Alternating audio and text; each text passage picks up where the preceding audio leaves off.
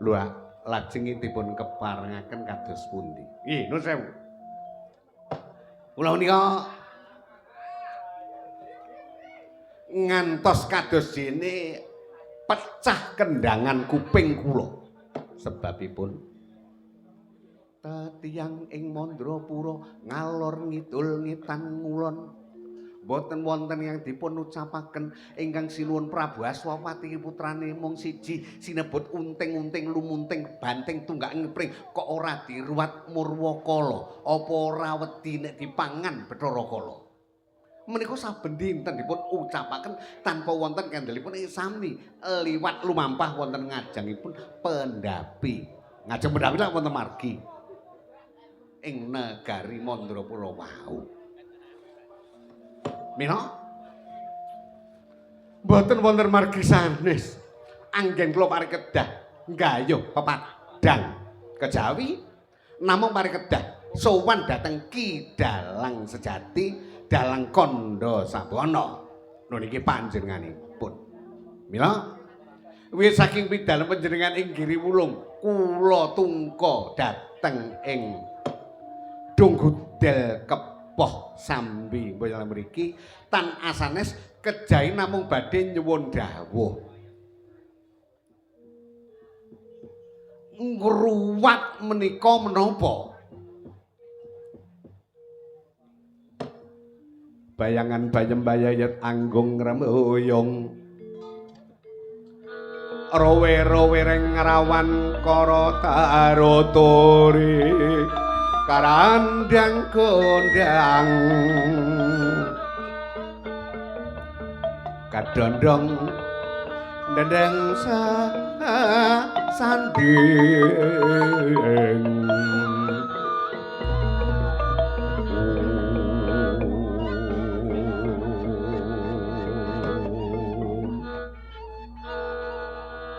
bocah bajang kiring angin anak banyu segara ngoning-ngoning kagodhong pol sesisih saktiku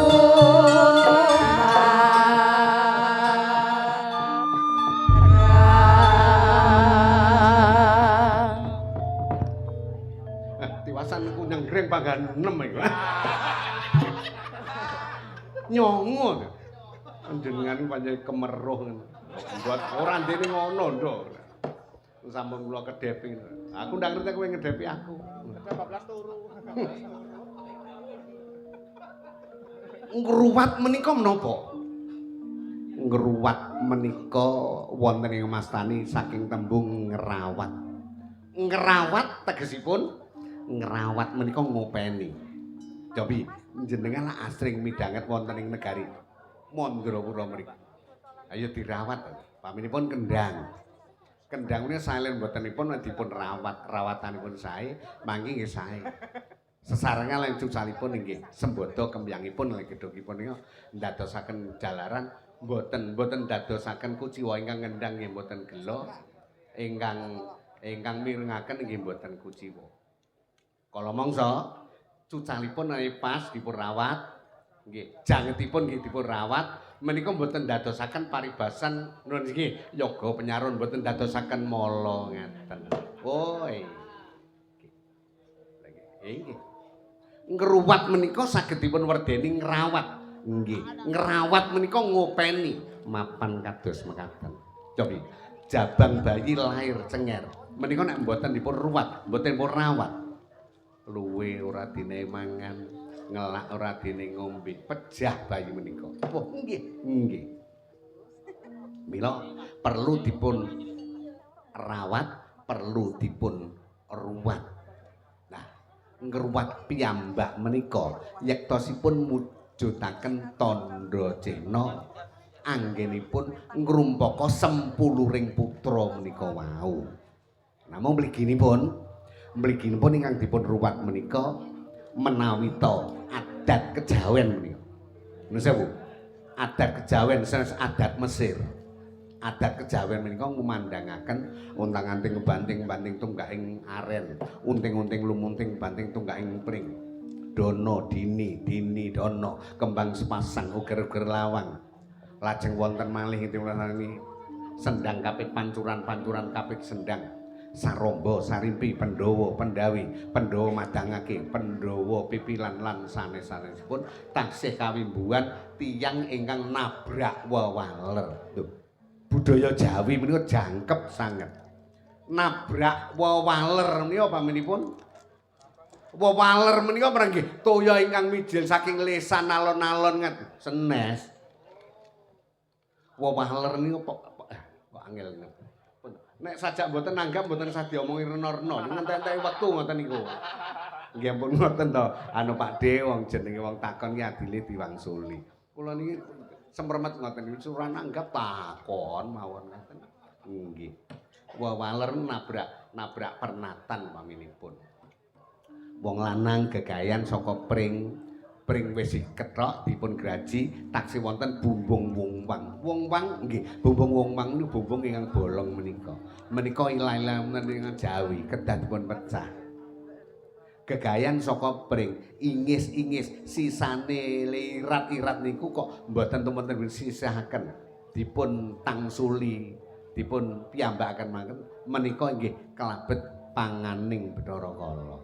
Ndamel griya mboten dipun tutup keong inggilipun menika nggih tedaning Bathara Kala.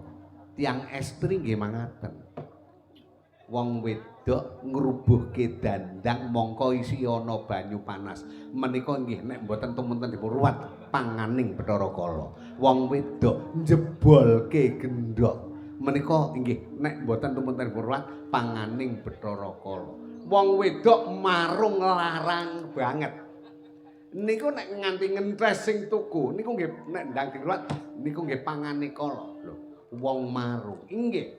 Nah, saya nek wonten tuntunane kathah to warung ning ngentres kaliyan sing tuku. Bakso ni mesinipun nggih kaprahipun ya 10.000 munggah 15 lah. Ini mara-mara pinten Mbak 50 lha ngoten niku jenenge ngentes ngono. Ya diduwiti nanging mesti kapok salaminipun oleh pangan ya namung dumugi niku krana ngentes. Ngentes ini saking tembung kentes. Oh inggih. Godho kayu nika kentes. Oh inggih. Lajeng menawi anak kula namung setunggal, mijil pawestri, namanipun unting-unting lumunting kebanting tunggak ngepring. Menika kedah diruwat menapa mboten gumantung raos panjenengan.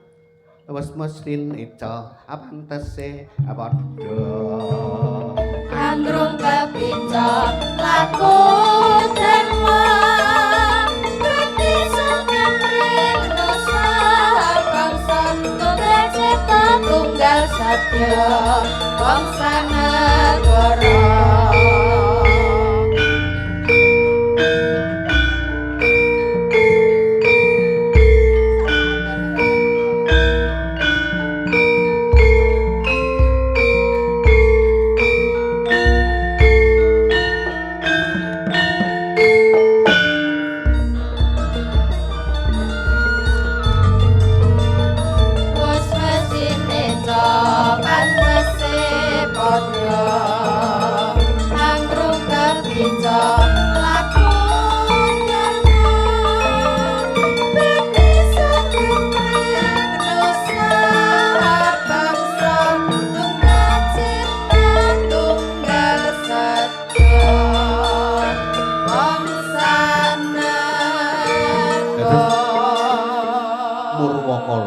basa alusipun Murwakala basa kasaripun ngruwat menika gumantung dhateng ingkang nyarirani. Tegesipun gumantung ingkang nyarirani menika ngandel menapa mboten? Lho, mangke piye? Ngendika panjenengan ngandel menapa mboten menika namanya sami ngentahi barang sing wis mateng. Cara basa ing negari Mandrapura. Bumi kelahiranipun Genduk Sawitri. Namane barang sing mateng dadi entah nek lajeng gumantung utawi upama dikasarne iso diruwat iso ora. mapan kados mekaten. Lah werdenipun kados pundi kok iso diruwat iso ora? Lah kula rak sampun matur. Ngruwat menika kapitayan, ngruwat menika kabudayan. Ngandel menapa mboten? Nah, ingkang kagungan budaya pangruwatan menika namung tiyang Jawi. Budaya pangruwatan menika ingkang kagungan namung tiyang Jawi. Nadyan to menika lenggahipun wonten Jakarta. Kepara nuwun sewu.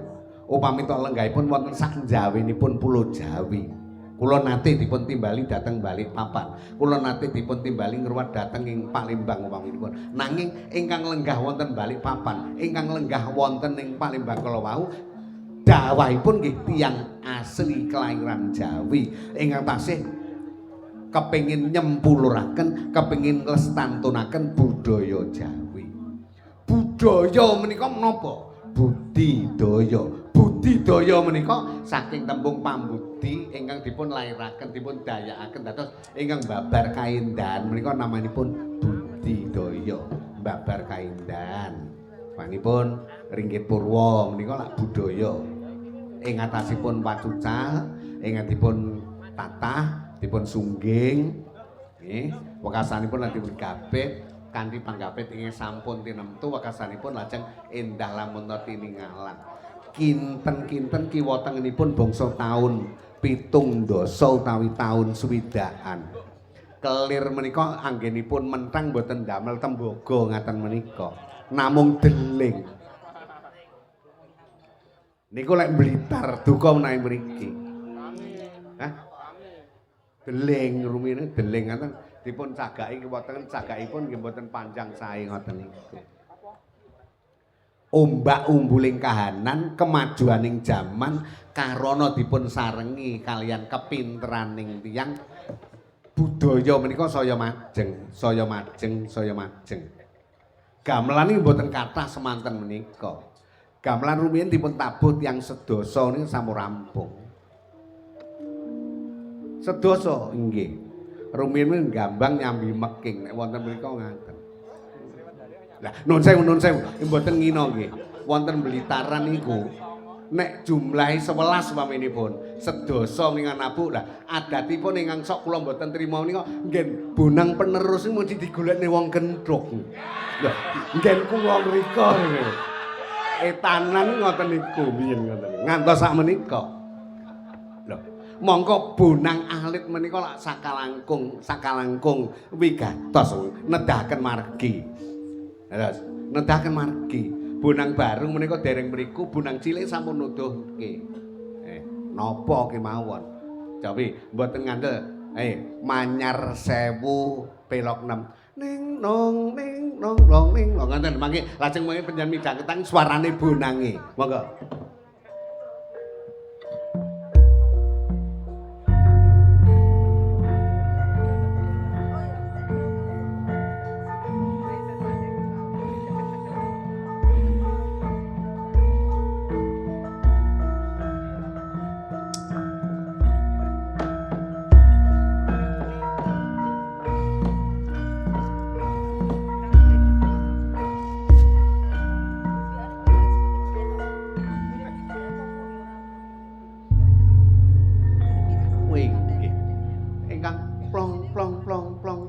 Inggih menika bonang alit. Oh inggih wong angel niku wong ngungkuli sing bonang barung utawi nuduhke dalan. Lah inggih lah lek wonten wetan lho ngene iki angel iso bonang cilik digoleki wong gendeng.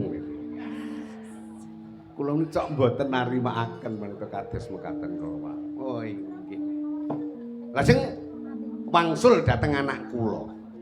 Nuwun sewu Pak D penyanipun asmanipun nggih kula Panjak Gacu Gacak pengendangipun Ki Dalang Kandha Sakbana. Lah genduk seruni menika penggenderipun.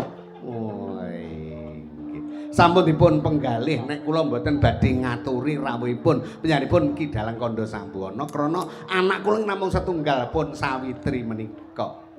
Yen to menika kalebet ilo-ilo jaring kandha parikedah dipun luwari kedah dipun budidaya kanthi ruwat murwakala mesti kemawon mangke dinga wanci wekdalipun ngupadi mangsa ing tinemtu panjenengan Kidalang sak wiyaganipun badhe kula aturi rawuh wonten ing Mandrapura. Lah sing ngruwat menika kapitayan inggih ngandel menapa mboten. Ana pancen rumaos kelairane mbiyen wong Jawa sing diombe banyu kang metu saka bumi Jawa ingkang dipun daharan wolo pametuning pulo Jawa mesti kemawon inggih badhe ngrungkepi dhateng budayanipun. Nadyan to kathah agami saking manca negari ingkang bekta ajaran piyambak-piyambak. Nanging ajaran kala wau ajaran gandhengake rasa dhateng ngarsanipun Gusti. Yen Hindu kunjuk dhateng Yang Widiwasa. Upamita agami sanipun Katolik dhateng Tuhan Yang Maha Esa. Upamita Konghucu dhateng Tien. Tulisanipun T-I-A-N. Tian. Konghucu inggih. Nanging sedaya kala wau nggih Gusti. Menawi to agami pungkasan agami Islam nggih dhateng ngarsanipun Gusti Allah Subhanahu wa taala. Nyektosipun alamatipun sami nanging beda margenipun. Krana bedaning margi kala wau, kala mangsanipun dadosaken jalaran sok padudon. Wah nggih. Nanging ruwat menika pancen aslinipun darbekipun utawi budayanipun tiyang Jawi. Upamita dipun udari pangruwatan menika esanipun kebak pendidikan. Loh, kok saged pendidikan kados pundi? Ndidik dhateng Genduk Sawitri benjing dadosa tiyang ingkang seneng sedekah, seneng sedekah, seneng dana driyah, seneng tetulung dhateng sesami. Tapi agami menapa ingkang nglepataken dhateng tiyang ingkang remen sedekah?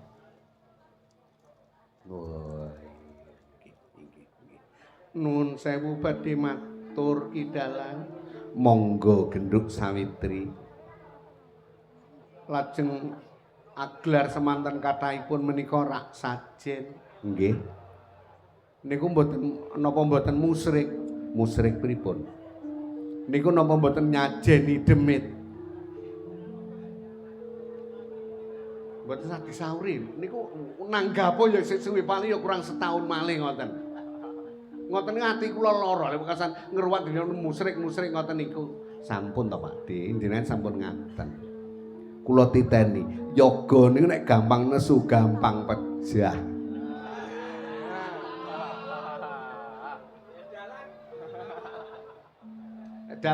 Dalange kan sabar.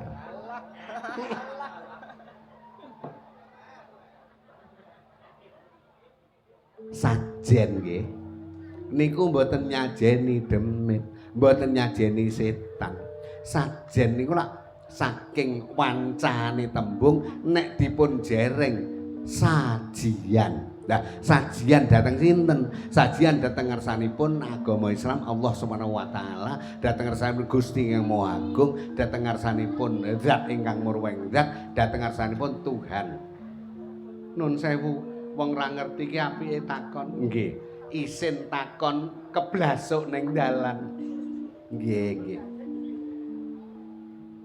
Wonten isin takon keblasuk ning dalan saya ciut. Niki ngoten Mbak Sawitri, ciut nu malah doemen seneng wonten. Sampeyan niku pun ngoten to. Lari pun dijak guneman ngoten niku. Ngoten penampane rena-rena. Dalan nek ciut saya seneng ngoten niku ngracun bocah.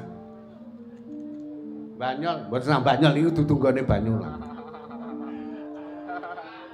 Panjak Banyol. Pun sampeyan mang mbunang penerus mawon pun muka-muka. Sampeyan neka-neka malah diarani mboten waras. Nggih pun. Oke. Nun sewu, sajian menyajikan kepada Tuhan Yang Maha Esa. Sajian kunjuk ngersanipun Gusti Allah. Sajian kunjuk ngersani Yang Widiwasa. Kula punggel Kidalang. Napa Gusti Allah niku nggih doyan sajian ngaten menika. Nuwun sewu, pangertosanipun sampun ngantos dipun tampi mentah-mentah.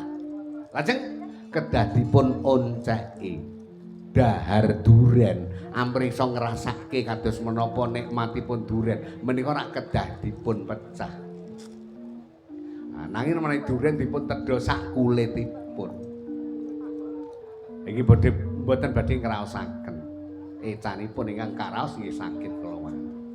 Maknanipun tegesipun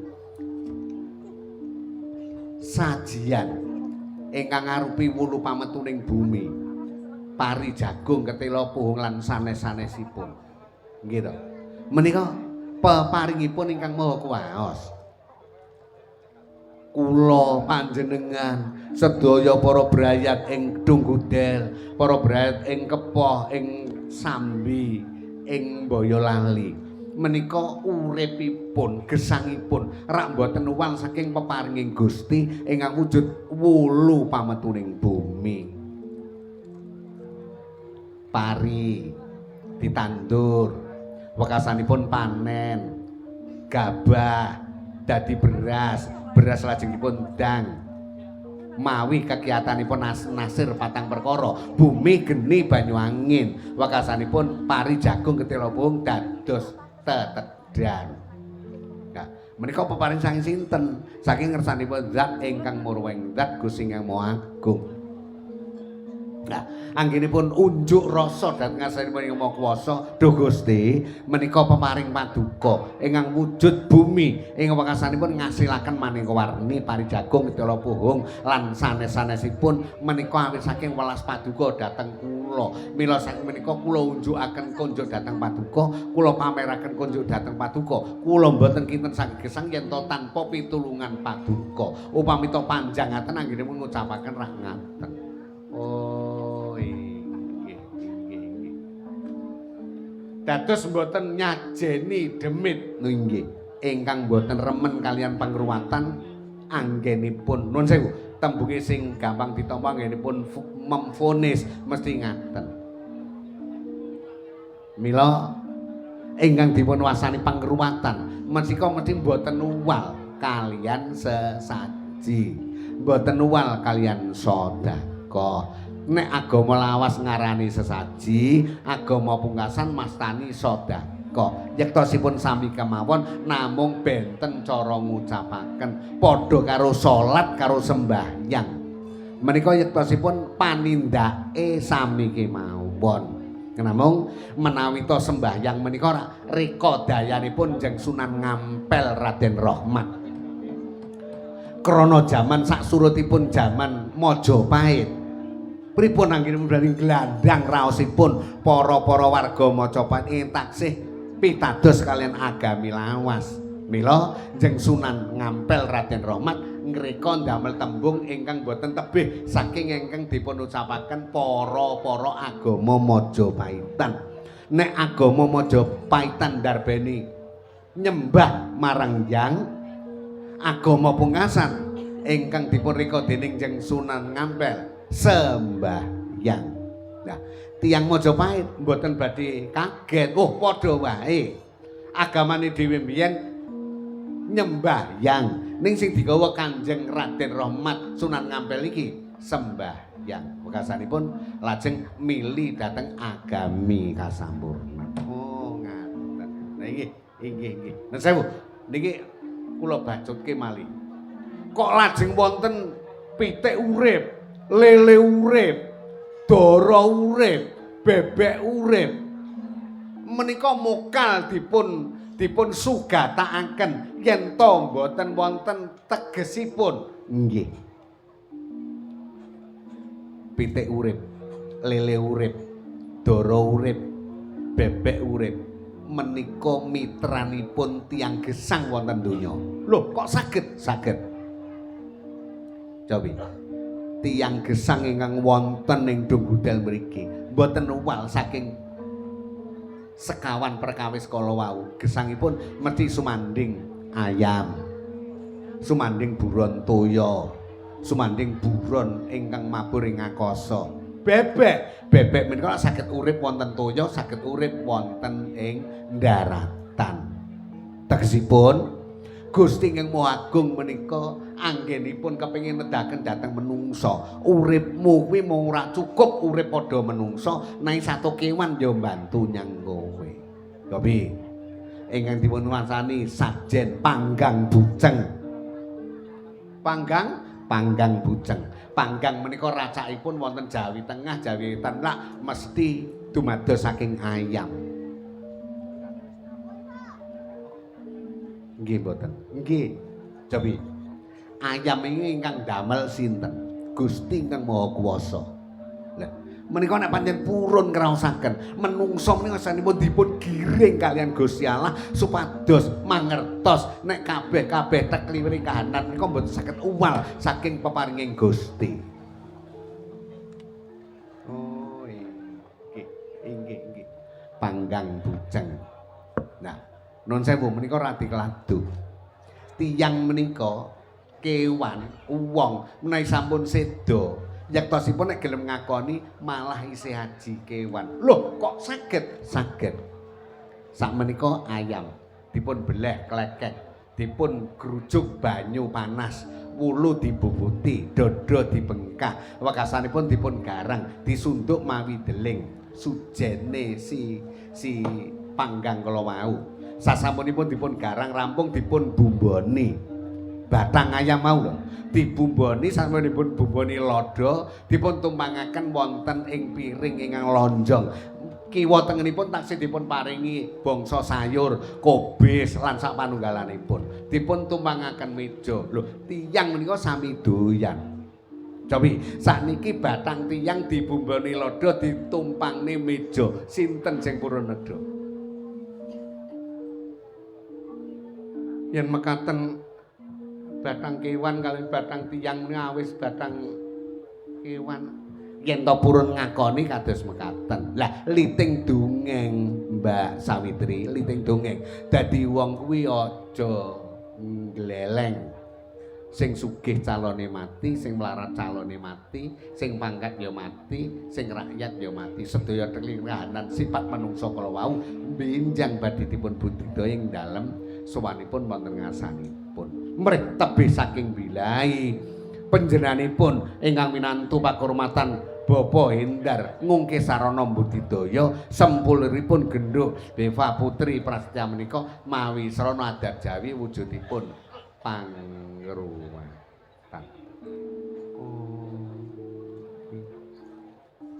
Yen mekaten boten musyrik kangge kawula kanthi andaran kados mekaten kula mboten mung sedekah kok musyrik saking pundi. Oh nggih. Menika wonten wah niki nek malih panjang. Wonten gedang adegan. Nggih, gedang adegan kambil janjangan. Nggih. Menika nggih peparinging Gusti kangge ngiring menungsa menika mrih celak kaliyan ingkang Maha Kuwasa. Gedang adegan. Wit gedang menika wiwit jan pupus.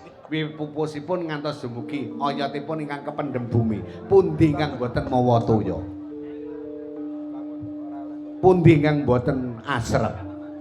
Kulite gedang asrep. Galihe gedang asrep. Ontongipun asrep ngantos dumugi woh kemawon kejawi empuk inggih asrep. Lah menika pasemon. Menungsa menika disepun semoni kalian gedang adegan menika. Mbok ya padha adem, mbok ya padha asrep, mbok ya padha lerem ing pamikir. Tegesipun mboten lajeng nut kalian dayaning nafsu amarah. Oh inggih. Kambil gading nggih menika dumados saking cengkir yektosipun afdolipun cengkir kencenge pikir le sumende pribadinipun dhateng ngarsanipun ingkang akarya jagat. Bapak Hendar sabraya kembulan niat kalian panjenenganipun Bu Setyarini menika inggih kados mekaten ndidik dhateng putranipun genduk putri menika dadi bocah kenceng ing dalem pamikir asrep ing dalem gesangipun mancat kadidene witing wisang. Kok wonten banyu sanga? Inggih, banyu saking sangang sumber. Upami sak sumber kemawon, yektosipun nggih saged ing afdolipun, utamanipun saking sangang sumber. Napa nggih wonten tegesipun? Wonten. Menapa tiyang gesang menika yektosipun ingkang dumados saking Babanawa Sanga menika medal utawi mijil ingkang wujudipun toya. Utawi nek dipun inggahaken 90% gesangipun tiyang menika dipun sengkuyung kalian toya. Lah pitakenanipun toya menika ingkang ndamel sinten? Prata runa hangotiya sanes karama pasane tubati marsudi ingkang kakake gunane pisane sembada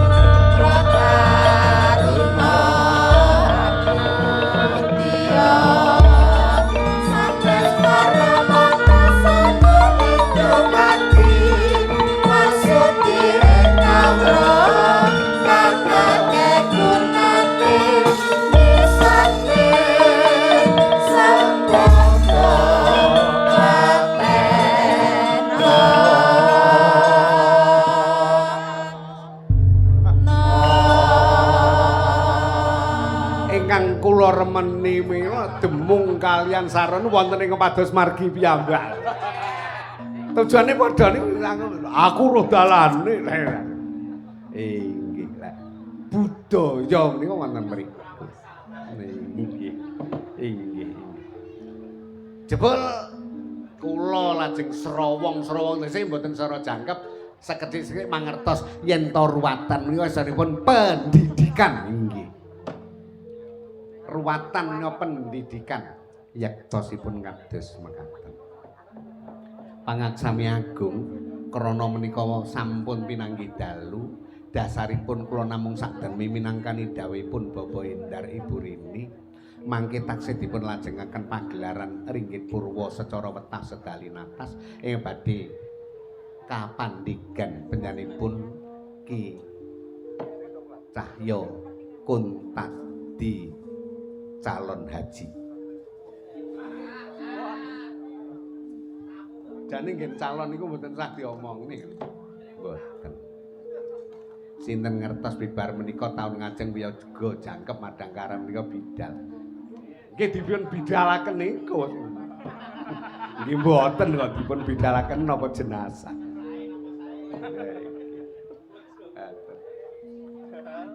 Paribasan sepeda motor ngeteri wong njaluk opah, gojekipun ngoten niku. Menika badhe kula wiwiti. Wih, yen to mekaten kula kalilan nderekaken lampahipun ati cara pangruwatan nun inggih.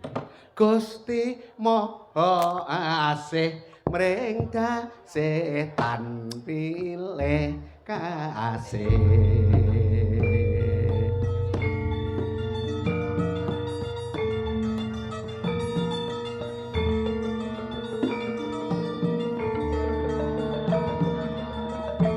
Kanjeng Gusti Basuki mring utusan pungkasan sahabatan kaliyan Gusti Maha Asih mring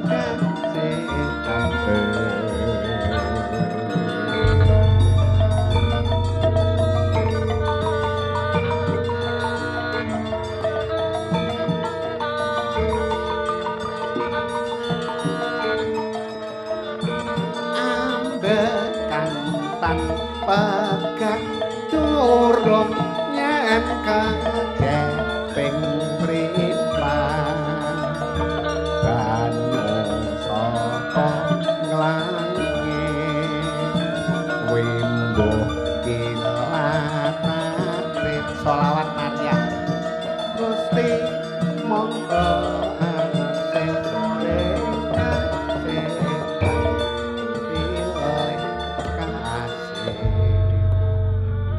kanthi nyebut asmaning Gusti ingkang Maha Welas Asih. Kang Maha Murah Maha Nresnani. Kabeh pamuji kagem Gusti kang hanyipta bumi. Kang Maha Nresnani, kang Maha mangwasani ing dina mungkasi. Mugi kula dipun tulungi. Tedahna katedahna margi ingkang utami, marganipun para jalmi ingkang sampun nampi kanugrahan sejati. Didi margi ingkang jalari bebentuning Gusti awit jalmi ingkang nabrak piwulang suci. Kanthi nyebut asmaning Gusti kitab suci tuntunaning jiwa kang kebak daya raja dutaning Gusti kang pinercaya mapan marga kang utama dadi anugrah saka Kang Maha Kuwasa bapenget mring kang padha lirwa nadyan bener dawuhe Kang Maha Kuwasa parandene dheweke tetepan percaya Gusti paring palupe warni-warni pinutup kang mripat tamah bisa mulat prantene tetepan katon syukure para utusan mung saderma sung pawarta Gusti weh apura sarta kamulyanira kang murbeng rat nyerat tingkahing umat lan berat umat kang tan percaya mring kang yasa jagat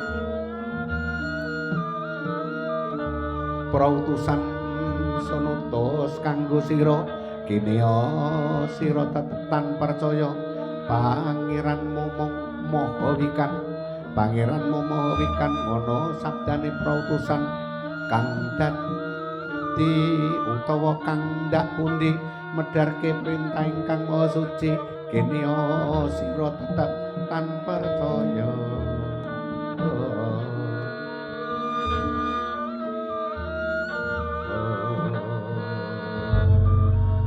prautusan ngucap mentes lan pedes sira kaum kang kliwat wates yaktine ana priya kang ngengetake kowe manungsa kang dadi dawuhe iku tutaning Gusti kang maha suci tuta tiga wis antuk pituduh utama mula prayoga manungsa tan patut yen kita tan sujud krana ing tembe kita bakal bali marang ing ngersane tan lumrah manembah sakliyaning zat kang maha murah sira kesasar dalan yen nyekutokake Tuhan paracaya marang kang maha mulya terus kawedhar mlebu swarga kang jembar iba becike yen umatku nekseni kang kumelar kang maha kuwasa weh apura dosanira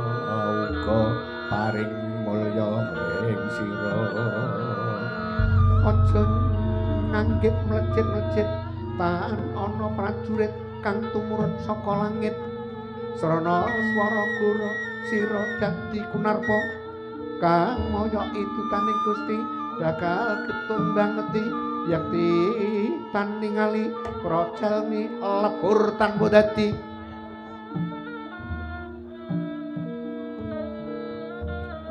kabeh mesti sumiwi mring Gusti tandha reh pangwasane bumi cengkar den suburake wekasan ngasilake saha ciptakake kebon-kebon kang lan sumber kang wening tirtane mangkono kancare ya kene tetepan katon syukure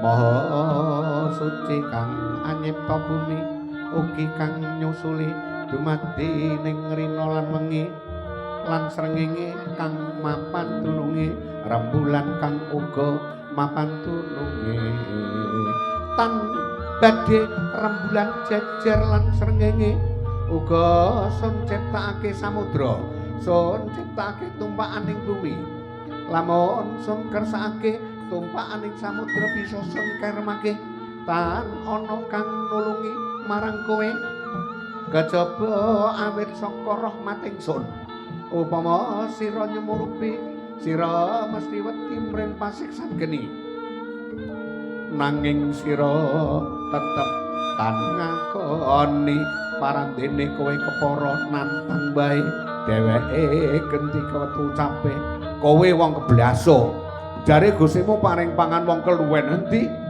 Gustimu kok ora paring Gustimu mblusukke kowe dheweke uga mentahake marang bab dina kiamat Urhanira jroning sira lagi Suraya kapyarsa swara guru gegirisi bumi lebur tanpa dadi sira tan bisa bali apa sira tan mercayani sangka kala munyo sira tangi saka papanira sira lagi percaya dheweke kang maha kuwasa sira lagi percaya dawuhe kang maha kuwasa kanthi gawa para duka minulya nuli diadhepake mring Gusti ngundha waing pakarti kang ana swarga suka-suka mangun sukaning griya lan putra garwa sinartan pasugatan woh-wohan kang sarta unjukan yuwana mulya ngono dawuhe kang murbeng bawana kosok baline mring kang tan percaya Gusti ngendika sira kudu pisah lan wong kang manut mewarah dawuhe kang maha wikan aja nyembah marang setan nyembah ingsun katimbang sira ketun setan blusukake kowe iki panggonanmu neraka jahanam nuli jegura iku panggonanira ing dina mungkasi lesan tan bisa muni sikilira kang dadi saksi Kanjeng Gusti lobeno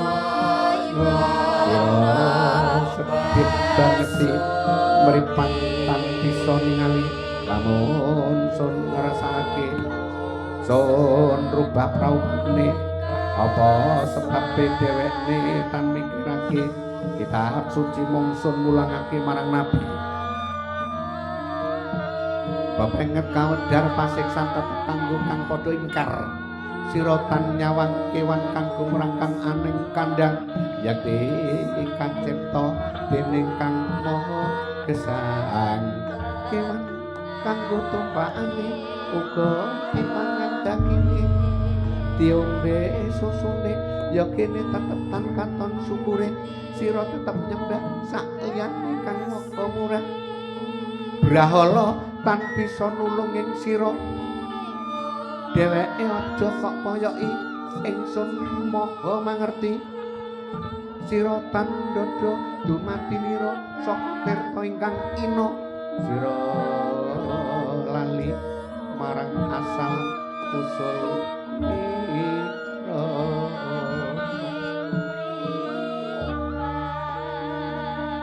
ucapno Gusti Maha Prisa Gusti Maha Pencipta kang maha wikan kang nyiptakake wit-witan Gusti kang nyiptakake bumi langit yen Gusti ngersakake apa wae mung nganggo perintahe kun fayakun ing astane gegem sekabehe bakale bali ing ngersane Gusti Agung sakabehe tuhu bener sekabeh dawuh kang maha suci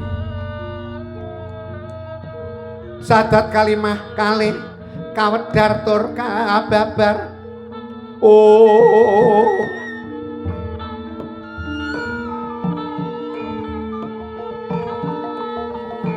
Kanjeng Gusti Roberno Dwana Basuki pring utusan pungkasan sakabehtan kalebyan rubeda sunise romantan ngalih kabeh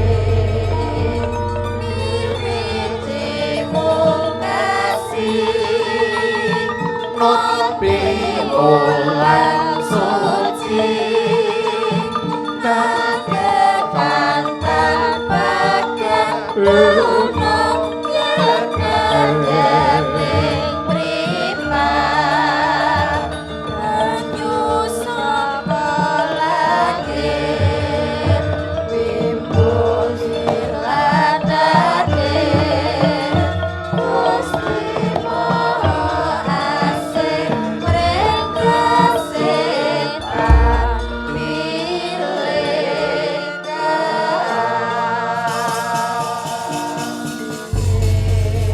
tumanduk mring jalma sagung sagung kang ketaman ganjil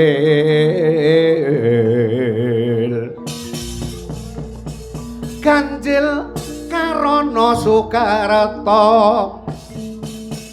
Soekarto bakal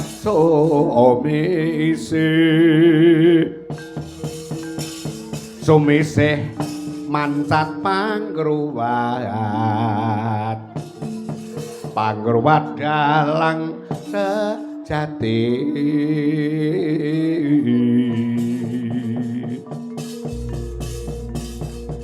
ngumandang sundul tawang kidung suci kang wis kawedharaken dening dalang sejati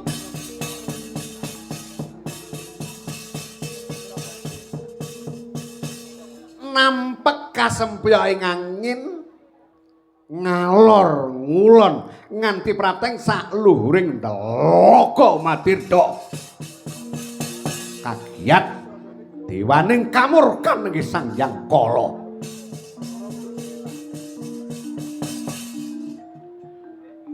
krungu gamelan munyo ngrangin keplok imbal angedase senggak rebut wirama kidung suci ginirungan ingkang kapethik saking solawat nariyah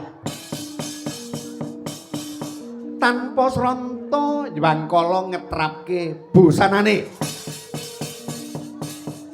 miwir sampure mbapang astane ngambah ing geganane tumyup ing kepoh iya ing dung kuden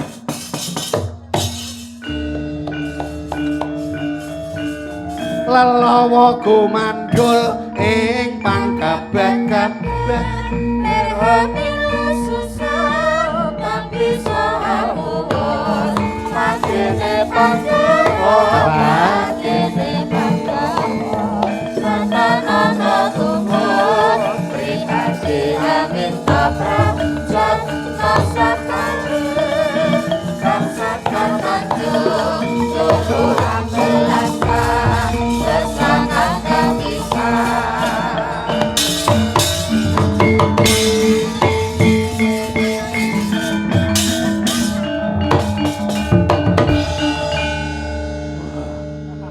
ya ini kok sampah kok melorot gamelan ndi to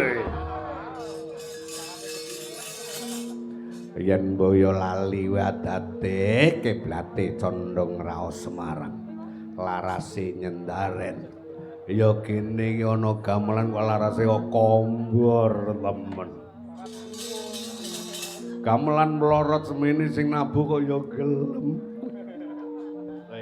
dalah bela iki ana dalang ruwatan ketitik sajening glanah ana ing kono ketitik ana piyayi telu kang disumping ana ing kono yakti kang tinemu muda kuwi mesti kang diruwat ya nek panjen dalang waskita kowe mesti roh nyang aku tak roh panggungmu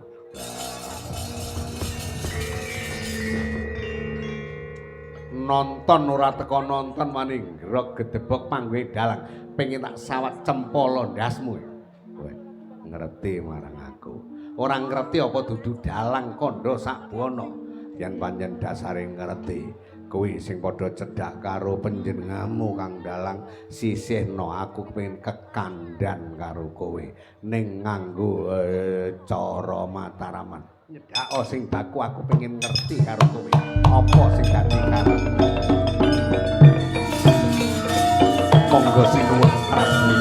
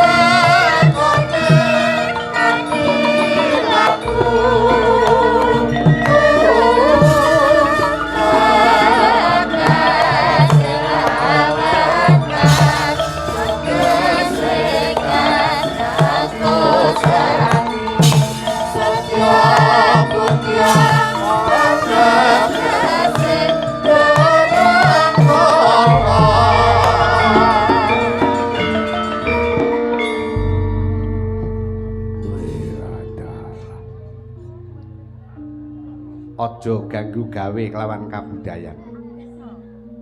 Budaya kuwi mbabar keendahan.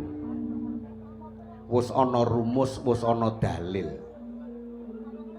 Hidup dengan ilmu akan mudah. Hidup dengan olahraga akan bergairah. Hidup dengan seni akan indah. Hidup dengan selingkuh kakean pula. Kowe nyemoni aku ora. Iya. Kowe aja ngrusak kabudayan. Kowe ora seneng monggo. Kowe ora cocok monggo. Kuwi hak wenangmu. Krana menungsa padha lonjong. Ning atine, tipake padha lonjong, atine ora golong. Kowe kena seneng karo budaya kae, seneng karo budaya kae. Nanging aja pisan-pisan kowe ngrubeda kelawan budaya Jawa. Bapak Hendar, Ibu Setiorini, nggone mbudidaya ngilangi sukertane Kang Putra, genduk Putri Prasetyaki ing pengajap nglestarake kabudayan. Panjenengan kuwi ngurip-urip. Lah, para dalang niaga paranggana kuwi nguri-uri. Lah, anane kang nguri-uri, nek ora ana sing ngurip-urip ya ora bakal urip. Mula kang saka iku, nek kowe engko ganggu gawe nggonku gelar Murwakala lan kabocake pagelaran wayang kulit sedalu nantas kok nganti kowe ngrubeda ateges kowe padha karo ngrubeda budayane wong Jawa. Iya Kang Dalang. Iya ana luputku aku njaluk ngapura laku setindak tembung sekecap ing ora sembodo karo idine sarak. Mumpung isih jroning keweh anget jroning wulan panglebur dosa, aku sedulurmu Bathara Kala nyuwun pangapura. Sejatine wong njaluk ngapura kuwi ora mung salaman, akeh tunggale. Mumpung swasane isih swasana Idul Fitri. Pancen ya gampang. Pira luputku Kang njaluk ngapura. Ya wis padha-padha lho, tembunge etan kula ndak ngono kuwi. Ana Karang Pradesan pira luputku njaluk ngapura ya wis padha-padha lebura ing dina riyadi iki. Nanging sejatine ingkang prayoga keluputan iki kudu diperinci. Ora mung njaluk ngapura, diperinci. Lah lupute iki apa ae? Mligine sadurunge salaman karo kono-kono njaluk ngapura kono-kono kuwi antarane bojo lanang karo bojo wedok kuwi ya padha ngucapake ing dalem keluputan. Ana wong lanang nyang bojone sing wedok, "Dik, pira luputku aku njaluk ngapura." "Iya Mas, padha-padha kuwi akeh tunggale." Kudune wong lanang kudu gelem rinci. "Dosaku akeh, Dik. Aku lehku pamit latihane jane aku ki royal." Upamane ngono kuwi. Lehku pamit latihan ki jatine aku iki karo gendak aku lunga rono. Aku kapok eneng luputku njaluk ngapura. Mung karep wong lanang-lanang muni ngono ki gelem apa ora? Kira-kira karo sing wedok kok disampluk raine to ngene lho. Kira-kira ngono kuwi. Ning nek sajake malah ndadekke prahara, sajak ndadekke dahuru. ya cukup njaluk ngapura njur martobat cara agama pungkasan tobat nasuha tegese tobat sing tenanan bubar kuwi ora baleni. Wah iya. Iki sing diruwat putra penyanyi Bapak Hendar Ibu Setiarini nenggih pun genduk putri Prasetya ingetin samengko panjenengan tinemu unting-unting lumunting kebanting tunggaking pri. Weh kasep tekaku. Kowe ora kasep kuwi kapan?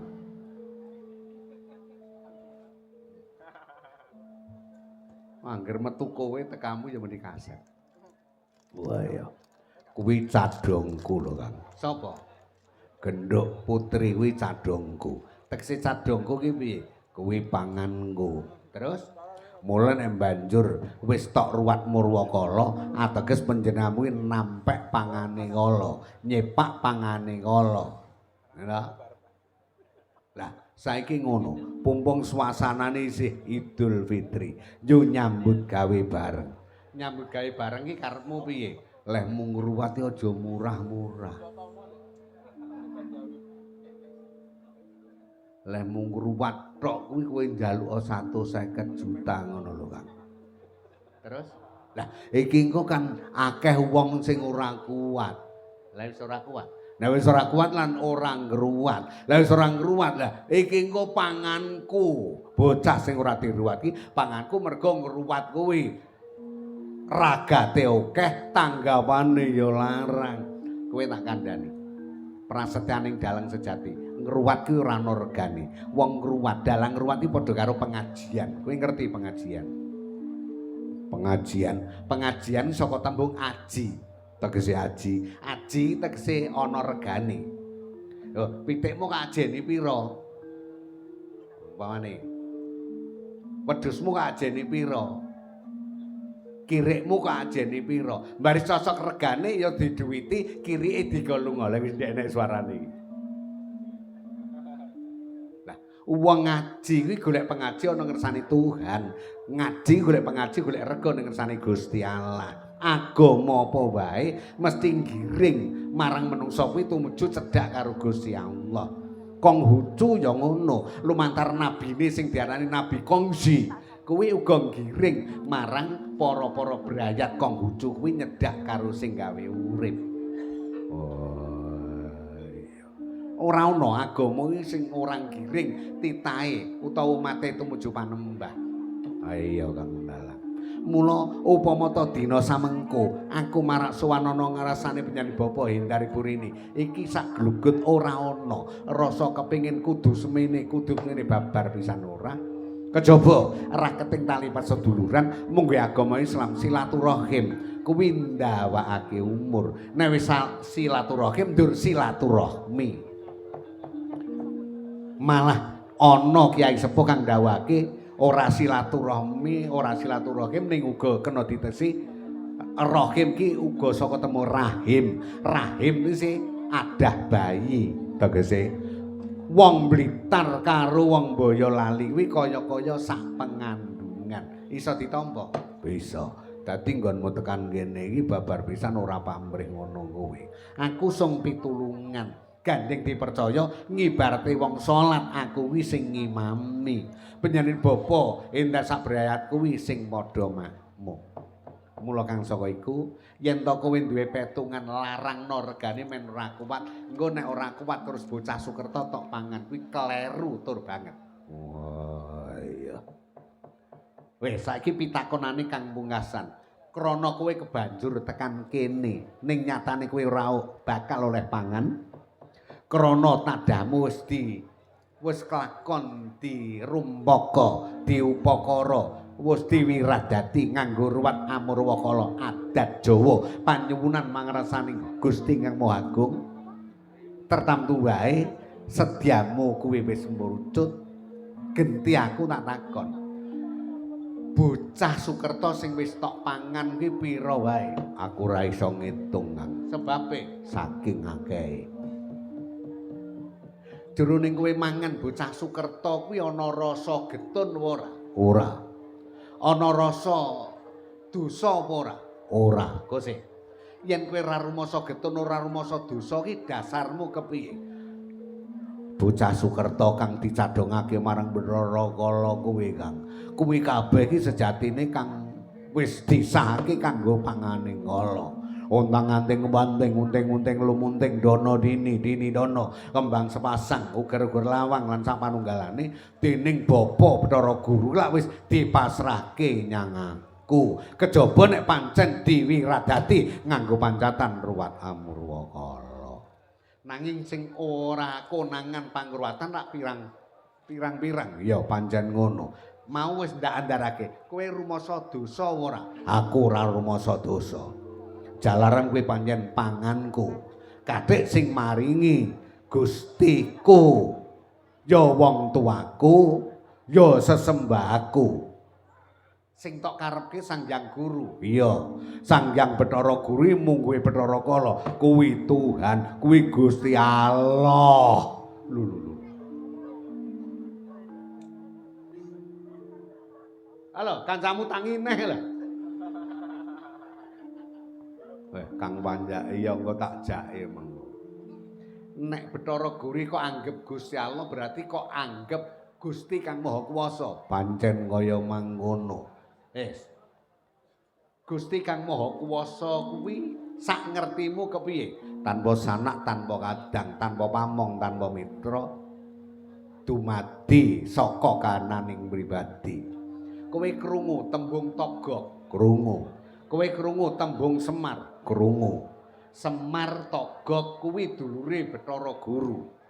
Antoga Ismaya Manikmaya. Manikmaya Bathara Guru. Ateges Bathara Guru kuwi duwe kakang loro. Saiki pertanyaannya, apa ana Gusti Allah kok duwe kakang? Piye sirmu?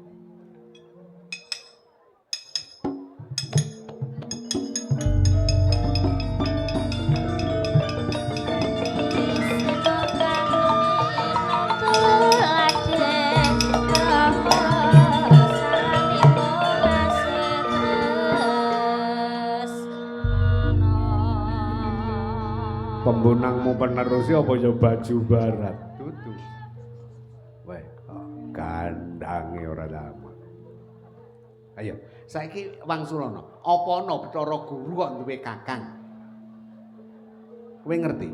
Sang Hyang Guru kuwi kagungan putra pira? Kejaba kowe. Putrane 5. Sapa wae? Sang Hyang Sambu, Sang Hyang Brahma, Sang Hyang Indra, Sang Hyang Bayu, Sang Hyang Wisnu. Kuwi putrane sapa?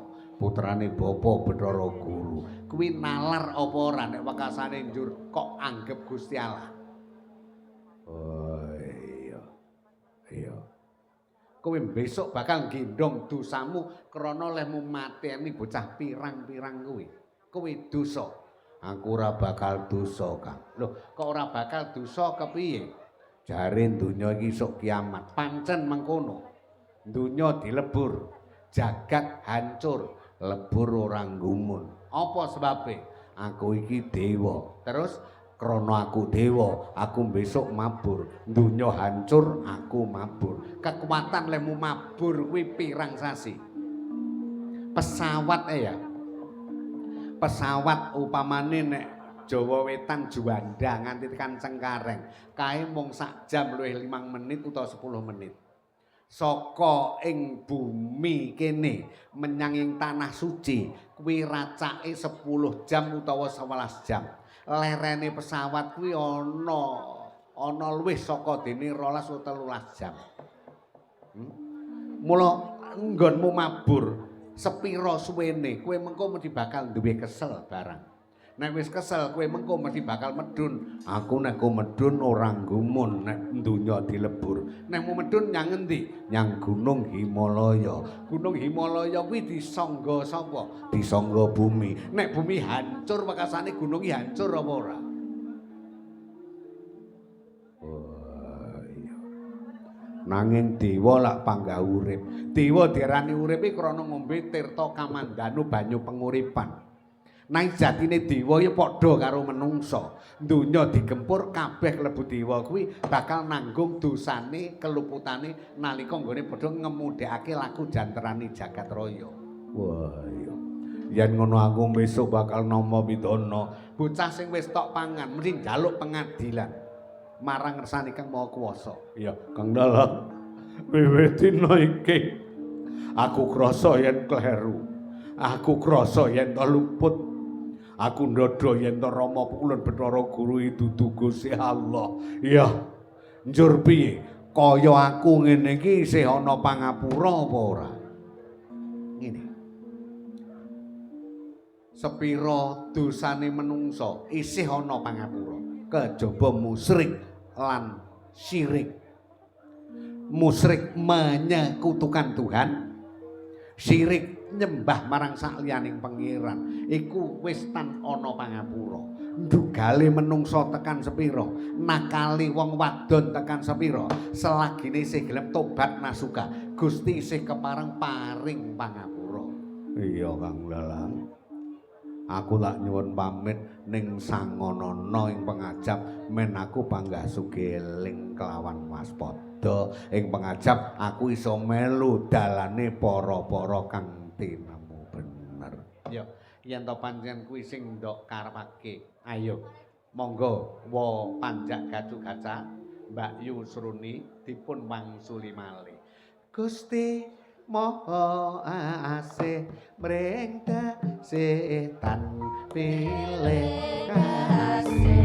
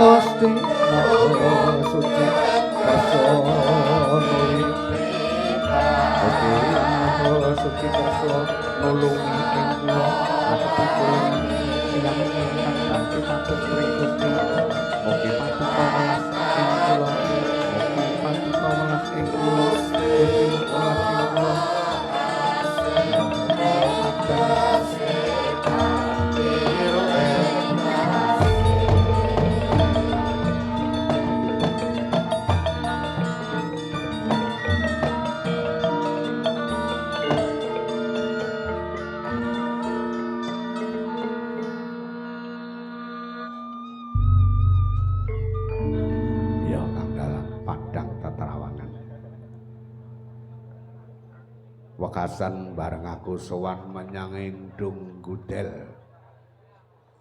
Kepoh Kecamatan Sambi ing Boyolali. Padang pikirku. Sumpahku ya Kang Dalang. Aku ora bakal ganggu gawe tedak turun kerabat keluargane Bapak Endar. Ibu Setiorini. Ya, aku ingkang nekseni. Nggo tandha netra kae gawanen. Anane gedang adekan kambil janjangan lemek godhong apa-apa, kebut godhong kluwih, badhek tetes lele urip pecok kecopok, panggang bujeng jago kelo mercu cok bakal ndok. Ya, mangkono. Kene tak gawane pisan, wujude takir plontang cacah 144. Kuwi karmane adiku Baju Barat. Ya, yen to kuwi sing tak karepake, ndak lilani ya. Lilanono Kang, aku nyuwun pamit. Sak las, rong las, mbok menawa getih setetes balung tinumpuk lemah sangar kaya aeng bakal tak gawa nyang Tlaga Madirda. Nadyan kaya beblendrungan nanging rasaku wis marem, bot-bote wis antuk pepadang saka panjenenganmu.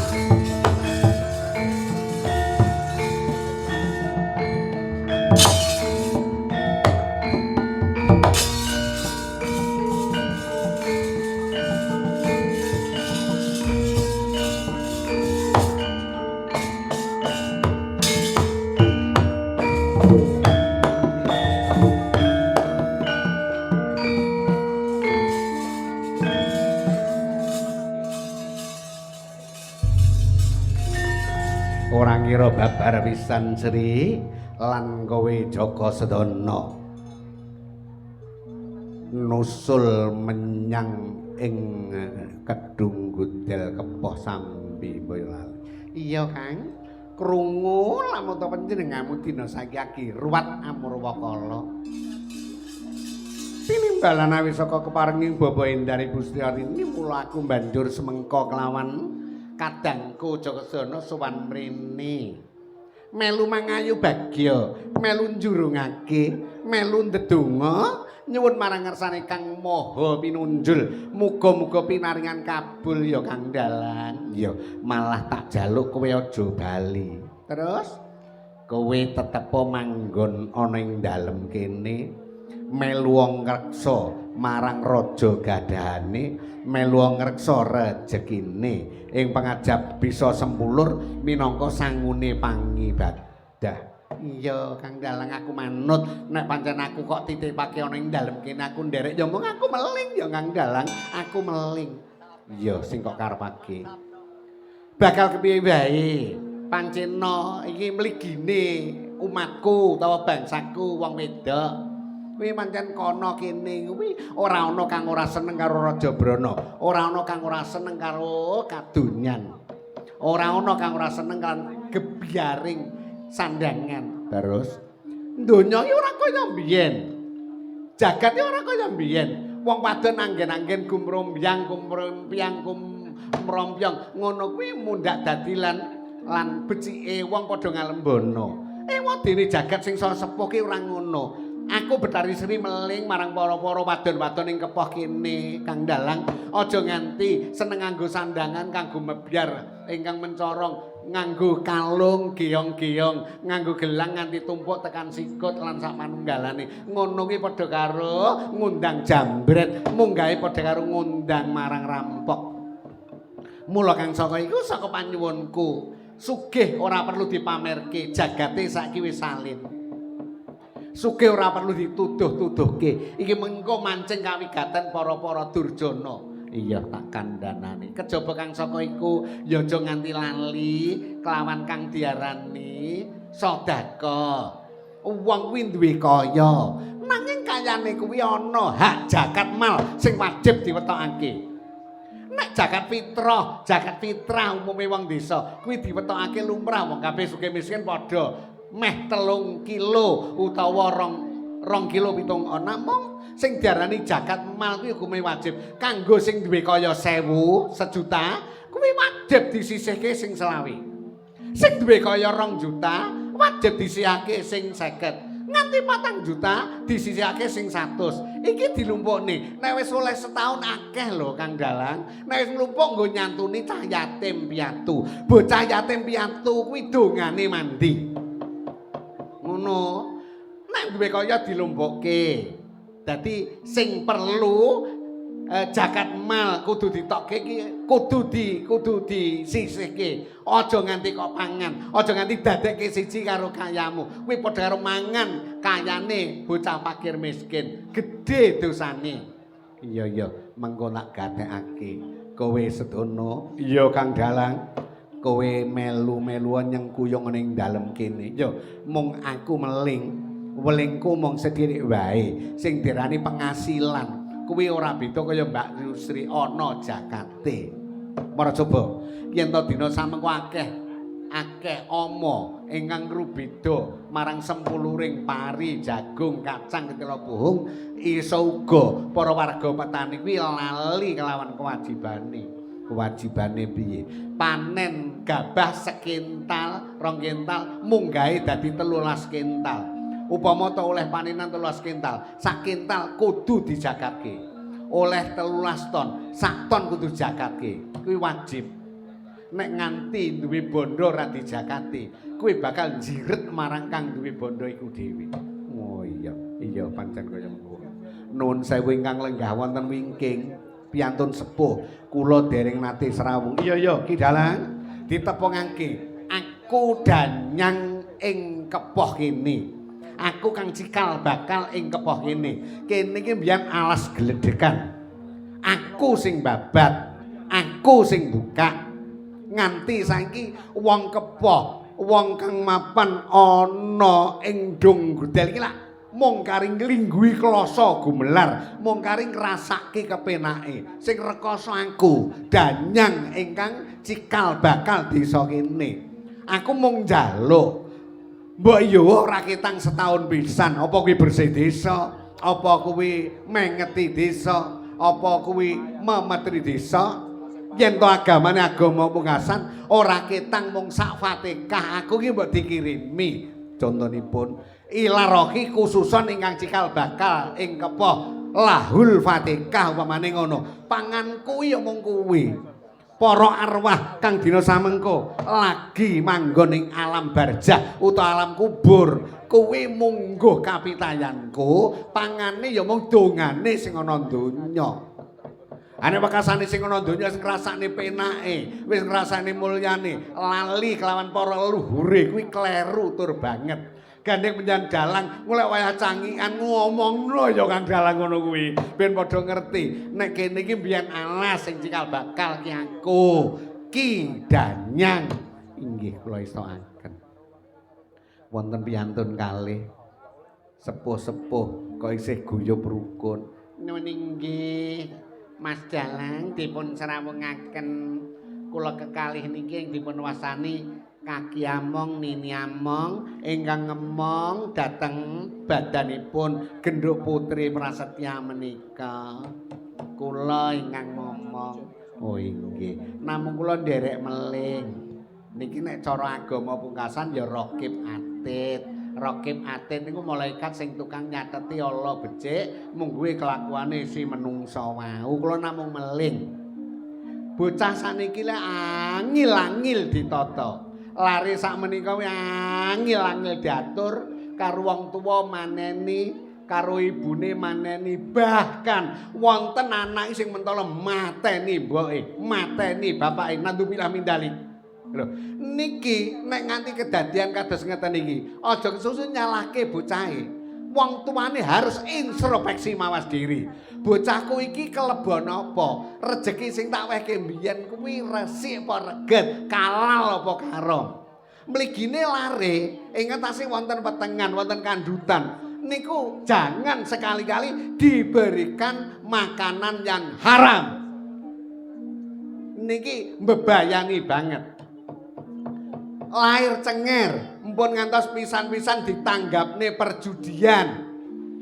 Ngrika jawi wetan mligine nggen kula balitaran mrika. Niku tani kathah, bayi cenger lahir ngoten niku wis pun langsung pinten-pinten panggenan, pinten-pinten kalangan sami mlebet dhateng jagate percekian. Oh, percekian. Mengke metu canggih ngeten iki mang singgung nggih Kang Dalang.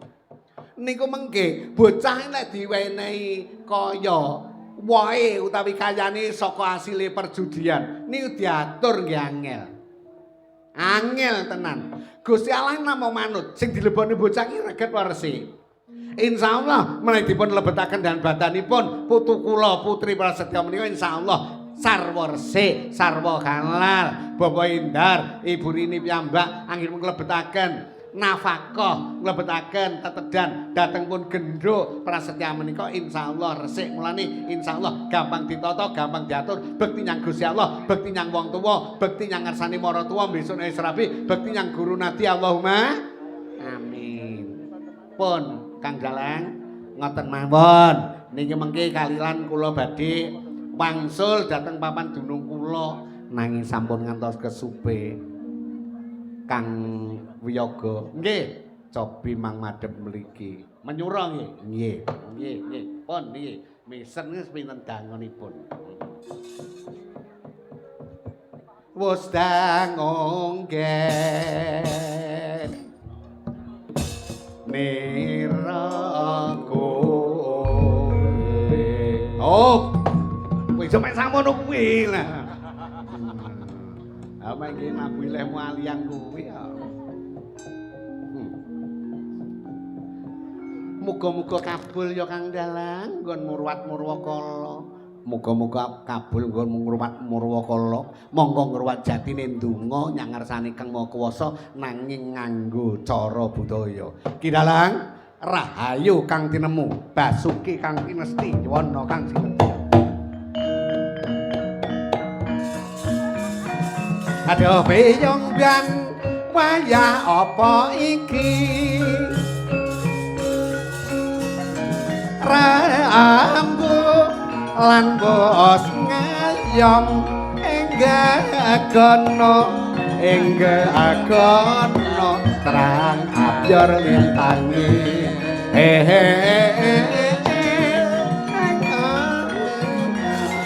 Puspita kasile maruta rezekine umre katanya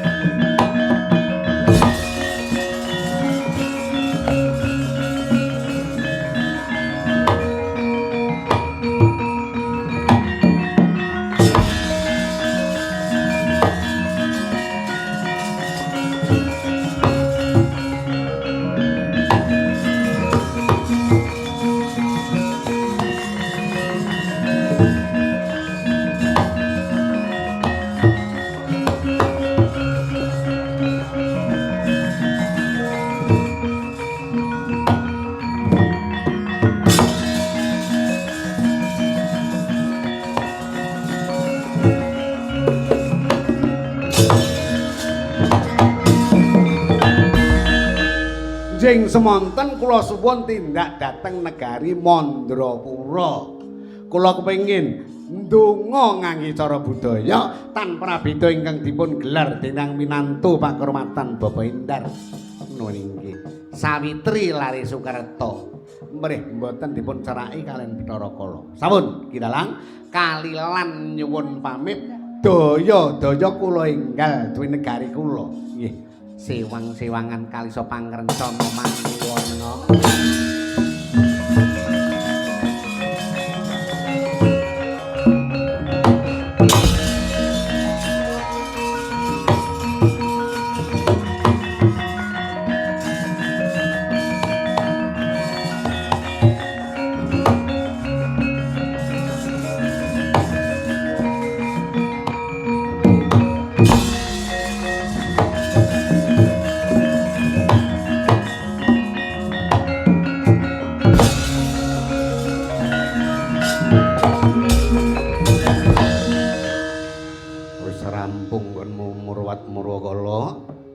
Ayo tumuli tak derekke bali menyang kayangan Yayi Bathara Wisnu.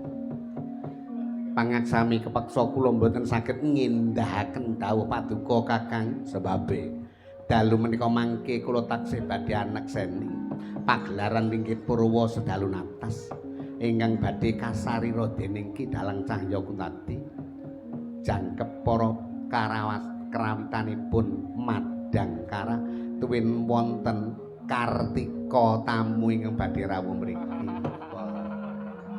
Lalu saya tenan. Kartika tamu. Kula taksih badhe nuninggih Mernata Sekar Taman Banyu Sanga ingkang patrapipun kangge jamas dhateng Genduk Prasetya. Ayo ngono. Aku kang bakal ngresiki Banjar Pekarangan ingkang bakal ngersaki sabon-sabon ing kene. Resika njaba, resika njero, slamet njaba, slamet seger waras. Salam mirami.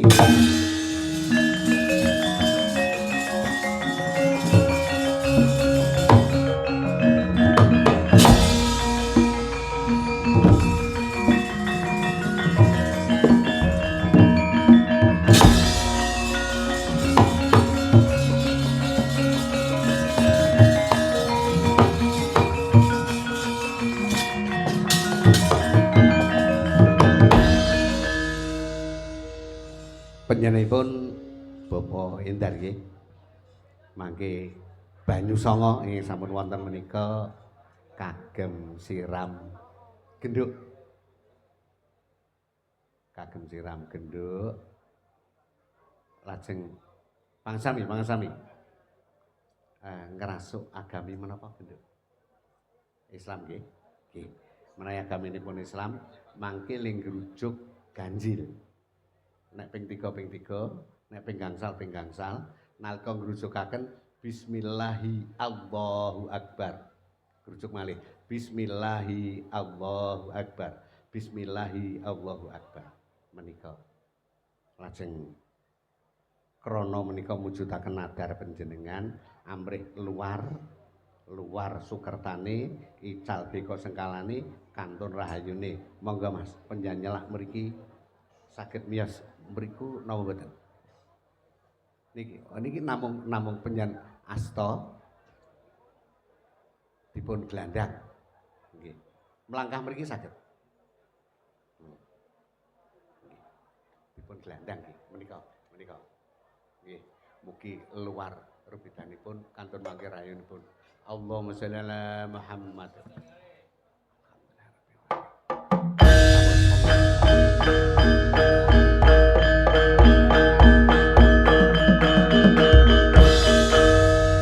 Panjang pun jong kemari balur